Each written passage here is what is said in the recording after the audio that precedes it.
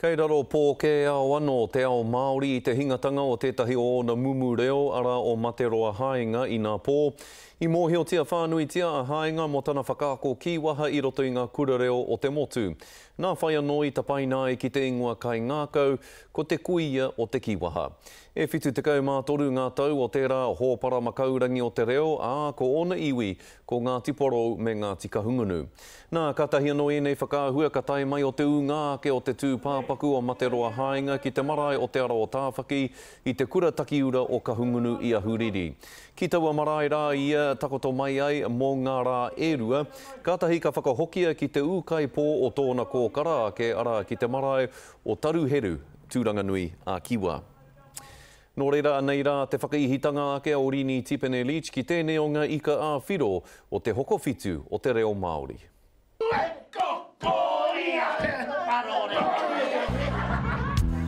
Oira momo kōrero whakahau, kōrero whakaparahako pea, kōrero whakatoi, kōrero tohutohu, kai te ngaro haere pea. Ia kōrero nei koe motu mama, koia hoki tērā, kaore nei I whakaai kia moe Taiwanera.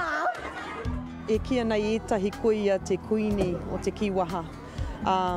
Ahakoa haere ki hia, he wahine hātaki hi aia, ka haere ki ngā akomanga, ki ana, kei te pirangi ngā tauira ki te karo, etahi atu akomanga.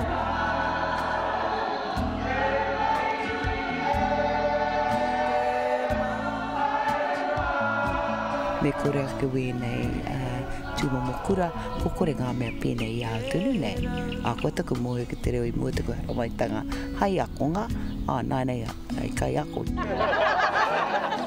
Ko te kuia nei, kāri matapiko I ōna pūkenga, engari I homai I tōna katoa, I whakapaua ōna kaha katoa ki te āwhina I ngā tini kaupapa katoa a ngā tika hungunu. Nā reira, ka tino rangona tōna korenga I Waenganui I tēnei o ōna rahi ngā tika hungunu. Kei te tino moke, kei te tino tangi au tōku ngā kaunui, mō tātou hoki. E wahine kaha ki te manaki I a mātou ngā tauira o te reo, ahakoa ko wai, ahakoa nōhia, engari mō mātou no ngā tiporau, no ngā iwi katoa o te tai rāwhiti, he nui tēnei patinga ki a mātou katoa. I te ngaro tēnei taonga mō nei tātou, e kore ai e hoki mai pēr.